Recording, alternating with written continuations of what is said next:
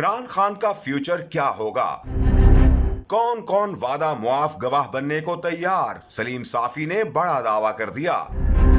एक निजी चैनल के प्रोग्राम में गुफ्तगू करते हुए सीनियर सहाफी सलीम साफी का कहना था कि इमरान खान ने पूरी पार्टी को पहले बता दिया था कि जब मैं गिरफ्तार हो जाऊं तो आपको निकलना है, लेकिन हर सूबे में मखसूस लोग थे जिनको बताया गया था कि आपने इस तरफ मामले को डायरेक्ट करना है। और आज एक बड़े लीडर ने तस्दीक कर दी है कि ये एक मुनज़्ज़म मंसूबा था।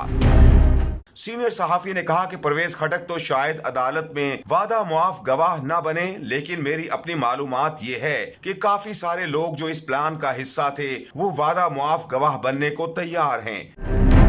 सीनियर सहाफी ने मजीद कहा कि 9 मई के वाक़े की वजह से अब इमरान खान ज्यादा से ज्यादा फ्यूचर के अल्ताफ हुसैन बन सकते हैं। अल्ताफ हुसैन की तो खुशकिस्मती है कि वो मुल्क से बाहर हैं, जेल में नहीं हैं, और जो लोग इमरान खान के साथ रहेंगे उनके साथ भी वही सलूक होगा जो इमरान खान के साथ रहने वालों के साथ हुआ था।